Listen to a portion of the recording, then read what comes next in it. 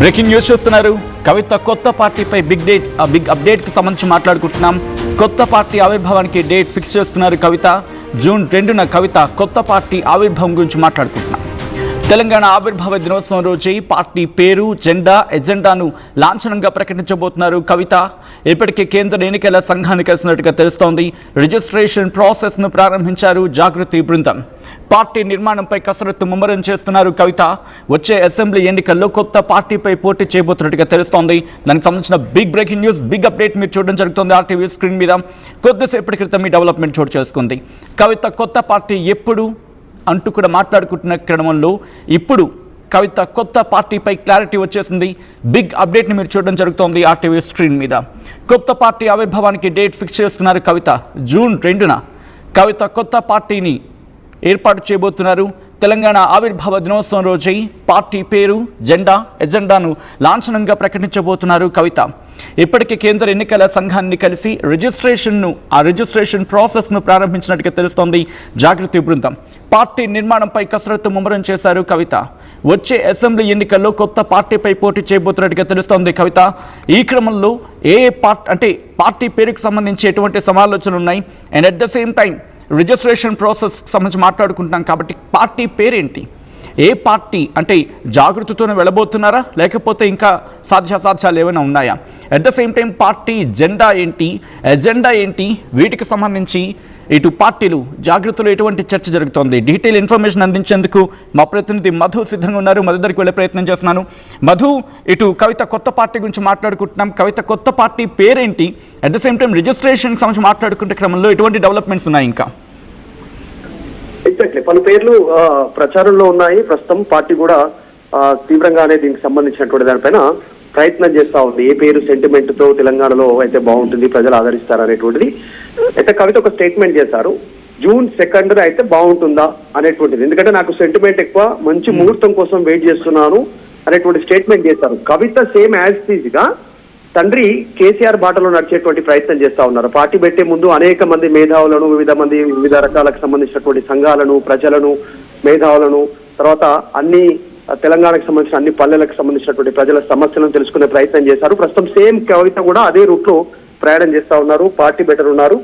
జాగృతి, తెలంగాణ అనేటువంటి పేర్లు ఖచ్చితంగా ఉంటాయి. కాకపోతే ఇంకా తెలంగాణ ప్రజలకు యాప్ట్ అయ్యేలా ఇంకేదైనా రాష్ట్ర సమితియా, రాష్ట్ర పార్టీయా, ఇట్లాంటి పేర్లను పరిశీలిస్తున్నట్టుగా తెలుస్తా ఉంది. టిఆర్ఎస్ లాగానే సేమ్ తెలంగాణ రాష్ట్ర సమితి లాగా తెలంగాణ జాగృతి సమితి అయితే బాగుంటుందా, తెలంగాణ రాష్ట్ర పార్టీ అయితే బాగుంటుందా, ఇలా అనేక రకాలైనటువంటి పేర్లు పరిశీలనలో ఉన్నాయి. దానికి సంబంధించిన కసరత్తు కొనసాగుతుంది. కాకపోతే కవిత చేసినటువంటి స్టేట్మెంట్, నాకు సెంటిమెంట్ ఎక్కువ, మంచి ముహూర్తం కోసం వెయిట్ చేస్తున్నాను, జూన్ 2న అయితే బాగుంటుందా, యాప్ట్ గా ఉంటుందా, తెలంగాణ కోసమే పుట్టేటువంటి పార్టీగా మేము ముందు గ్రౌండ్ లోకి వెళ్తా ఉన్నాం. ప్రజెంట్ తెలంగాణ కోసం మాత్రమే మాట్లాడేటువంటి పార్టీలు తెలంగాణలో లేవు. బీజేపీ అలాగే ఉంది, కాంగ్రెస్ అలాగే ఉంది, బీఆర్ఎస్ కూడా అలాగే మారిపోయినటువంటి పరిస్థితి. మేము కేవలం బహుజన వాదంతో గ్రౌండ్ లోకి వెళ్ళబోతా ఉన్నాం. తెలంగాణ సెంటిమెంట్ ఉంది, అన్ని వర్గాల ప్రజల కోసం పార్టీ పనిచేస్తుంది ఖచ్చితంగా. ఇప్పటికే మున్సిపల్ ఎన్నికల్లో సంబంధించి ఫార్వర్డ్ బ్లాక్ సింహం గుర్తు పైన జాగృతికి సంబంధించినటువంటి అభ్యర్థులు పోటీ చేస్తానే ఉన్నటువంటి సిచ్యువేషన్ ఉంది. ఇప్పటికే మేము తీసుకున్నటువంటి కొన్ని స్టెప్స్ తో బీఆర్ఎస్ తో కలవరపాటు మొదలైంది. ప్రభుత్వంలో కదలికొచ్చింది.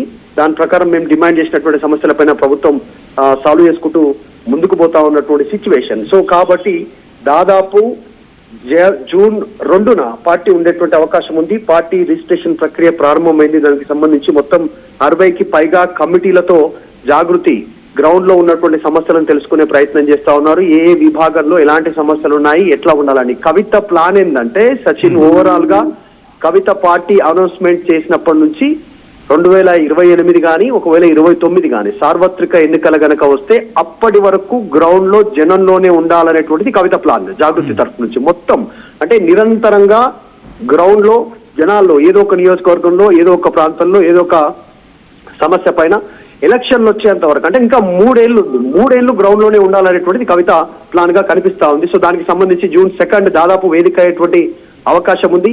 పార్టీ పేరులో జాగృతి, తెలంగాణ జాగృతి అనేటువంటిది మస్ట్ అండ్ షుడ్ గా ఉంటుంది. ఇంకా కొంచెం ముందు వెనకాల ఏమైనా పేర్లు యాడ్ చేసేటువంటి అవకాశం ఉంటుందా లేదా చూడాలి. జాగృతి అందరికీ తెలంగాణ వ్యాప్తంగా తెలుసు కాబట్టి అదే పేరుతో పార్టీ పెట్టాలనేటువంటిది ప్రారంభమైంది. రిజిస్ట్రేషన్ ప్రక్రియ దీనికి సంబంధించినటువంటిది వేగంగా కొనసాగుతా ఉంది. అఫ్ కోర్స్ ఇది కాస్త ఎగ్జాగరేషన్ అయి ఉండొచ్చు, బట్ టీఆర్ఎస్ అనే పేరుని కూడా పరిశీలించే అవకాశం ఉంది. అంటే టీఆర్ఎస్ కూడా కలిసి వచ్చేలాగా ఏమైనా ఆలోచించే ప్రయత్నం చేస్తున్నారు. ఎందుకంటే ప్రస్తుతం టీఆర్ఎస్ కాస్త బీఆర్ఎస్ అయిపోయింది, బీఆర్ఎస్ మాత్రమే ఇప్పుడు పిలుస్తున్న క్రమం. అండ్ దీనైనా అడ్వాంటేజ్ తీసుకునే ప్రయత్నం ఏమైనా జరుగుతుందా, లేకపోతే కంప్లీట్గా ఆ పేరు అవుట్ ఆఫ్ ద బాక్స్ అనుకోవాలా మధు ఇక్కడ?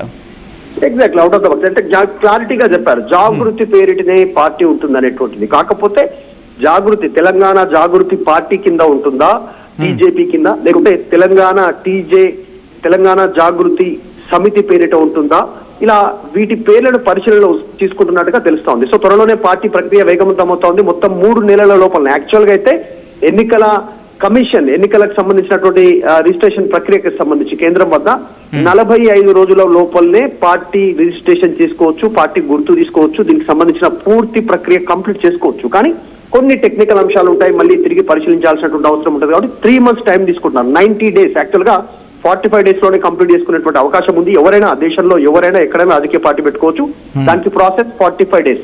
సో వీళ్ళు 3 నెలల లోపల దీని ప్రక్రియ కంప్లీట్ చేసుకుంటున్నారు. పార్టీ రాజ్యాంగం రూపొందించుకుంటున్నారు, పార్టీ మేనిఫెస్టో ఉంటుంది, పార్టీ అసలు ఎట్లాంటి రూల్స్ సంబంధించినటువంటి వాటిలో పార్టీ మూవ్ అవ్వాలి, పార్టీ మెయిన్ ఉద్దేశం ఏంటి, పెట్టాల్సినటువంటి ఇవంతా కూడా పార్టీకి ఒక రాజ్యాంగం ఉంటుంది, ఒక్కొక్క పార్టీకి ఒక్కొక్క రకంగా. సో దానికి సంబంధించినటువంటి మాడ్యూల్స్ అనేది రెడీ చేసుకుంటున్నటువంటి పరిస్థితి ఉంది. అవన్నీ రెడీ కాగానే 60కి పైగా టీములు పెద్ద ఎత్తున కృషి చేస్తా ఉన్నాయి, దానికి సంబంధించి కసరత్తు చేస్తా ఉన్నాయి. కాబట్టి అది కంప్లీట్ కాగానే పార్టీ అనౌన్స్మెంట్, తర్వాత గ్రౌండ్ లో ఉండడం, వివిధ సమస్యలపైన అనౌన్స్మెంట్, దానిపైన పోరాటం చేయడం, ఇదే ఎజెండాగా ముందుకు వెళ్తున్నారు. వచ్చేటువంటి సార్వత్రిక ఎన్నికల్లో కవిత జాగృతి పార్టీ పేరిట పోటీ చేయనున్నారు. దానికి సంబంధించి కసరత్తు ప్రారంభమైంది. మేబీ 100% ఆమె అనుకున్నట్టుగా తెలంగాణ సెంటిమెంట్ కనుక ఆమె ఫాలో అవ్వాలనుకుంటే June 2న ఆమె పార్టీ అనౌన్స్మెంట్ చేసేటువంటి అవకాశం ఉంది. Right Madhu, thanks for update. మొత్తంగా అయితే మాత్రం ఇటు కవిత కొత్త పార్టీకి సంబంధించిన బిగ్ అప్డేట్ మీరు చూస్తున్నారు వార్టీవీ స్క్రీన్ మీద.